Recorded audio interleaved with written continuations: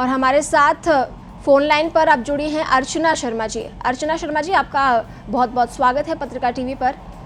आज जो धरना प्रदर्शन आज किया जा रहा है, इसका स्थान भी बदला गया है, तो क्या ट्रैफिक के कारण माना जाए ये स्थान परिवर्तन किया गया है?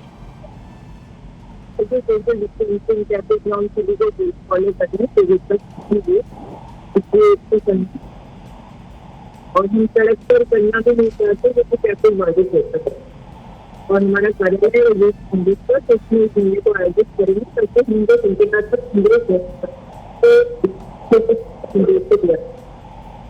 और मेरा ये मानना है कि आज पूरा राजस्थान और पूरे देश जनता के जनादेश की सरकार को स्वच्छ करने के लिए भाजपा अपना दे रही है कांग्रेस पार्टी से जीती। तो ये बहुत बहुमत है और हम चाहते हैं विधानसभा सत्र आहूत हो ताकि कोविड के बारे में विचार किया जा सके और जो बार बार ये कहा जा रहा है कि सरकार के बहुमत में वो भी साबित हो सके। लेकिन विडंबना है कि इसको आहूत नहीं किया जा रहा, जो कि सरकार का चुनिए सरकार का अधिकार है। तो पूरे प्रदेश में आज कांग्रेस जन सांकेतिक धरना दे करके और लोकतंत्र को बचाने की मांग करेगी। जी अर्चना जी, ये भी बताया जा रहा है कि काफ़ी बड़ी संख्या में लोग यहाँ पर, कार्यकर्ता यहाँ पर पहुँचने वाले हैं धरने में। और हम लगातार पिछले समय से देखते आए हैं कि सरकार के जो प्रतिनिधि हैं वहीं जब धरना प्रदर्शन होता है तो सोशल डिस्टेंसिंग की धज्जियाँ उस दौरान उड़ाई जाती है, कई बार मास्क भी नहीं लगाया जाता है। इस बार भी क्या ऐसा ही कुछ देखने को मिलेगा आज? देखिए, पूरे नॉर्म्स को फॉलो करेंगे। हमने अपने कार्यकर्ताओं को स्पष्ट रूप से निर्देशित किया है कि मास्क पहनना अनिवार्य है, 2 गज की दूरी रखनी है और किसी प्रकार का कोई इंटरमिंगलिंग नहीं करनी है। सोशल डिस्टेंसिंग के जो नॉर्म्स है, फिजिकल डिस्टेंसिंग है, उससे पूरी तरह से अनुपालना की जाएगी। जी, और अब जब धरना प्रदर्शन होगा उसके बाद कांग्रेस की ओर से कैसा कुछ रुख अब पूरे इस मामले को लेकर रहने वाला है?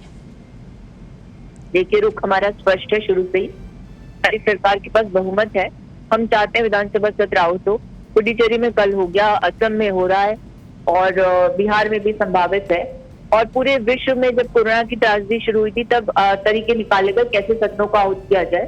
तो मैं जरूर से लोकतांत्रिक प्रक्रिया पे इसकी आवश्यकता है, क्योंकि जनप्रतिनिधि जब तक चर्चा नहीं करेंगे, एडमिनिस्ट्रेशन को निर्देशित नहीं करेंगे, जब तक ये कार्यप्रणाली नहीं चलेगी, गवर्नेंस कैसे सुनिश्चित होगा।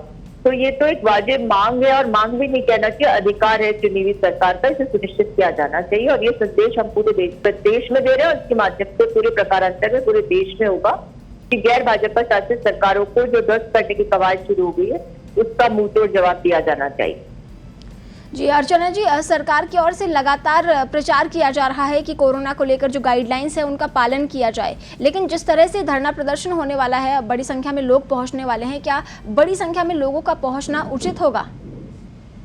देखिए, जब एक लोकतांत्रिक सरकार को उसके अधिकार से वंचित किया जाएगा और अदृश्य ताकतें जो केंद्र में बैठी है वो इसको अंजाम देंगी, तो कैसे कार्यकर्ता अपने घर में बैठ करके अपनी चुनी हुई सरकार को घुटते हुए देख सकता है, जनता के जनादेश का अपमान देख सकता है?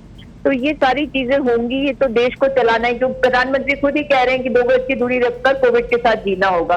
डॉक्टर भी अपना काम कर रहे हैं, सभी लोग ऑफिस भी खुल गए, आप लोग भी मीडिया के साथी भी अपनी जिम्मेदारी को निभा रहे हैं। तो ऐसे में लोकतंत्र को बचाना बेहद जरूरी है। और इसके नाम पर, कोविड के नाम पर यदि लोकतंत्र की हत्या हुई, जैसे मध्य प्रदेश में हो गई थी और गुजरात में जिस प्रकार से हमारी राज्यसभा की 2 आनी थी, लेकिन जिस तरह से इन्होंने हॉर्स ट्रेडिंग की, ये सब चलता रहेगा तो कोविड के नाम पर लोकतंत्र की निर्मम हत्या होती रहे और जनता देखती रहे, ऐसा संभव नहीं। लेकिन क्या धरना प्रदर्शन कर लोगों की जान को खतरे में डालना सही होगा? किसी की जान खतरे में नहीं होगी। सब सोशल डिस्टेंसिंग, फिजिकल डिस्टेंसिंग के नॉर्म्स को फॉलो करेंगे। पूरा विश्व अनलॉक हो चुका है, लोग अपने अपने काम करें। राजनीतिक पार्टियों के जो दायित्व है उनको वो भी पूरा करना है।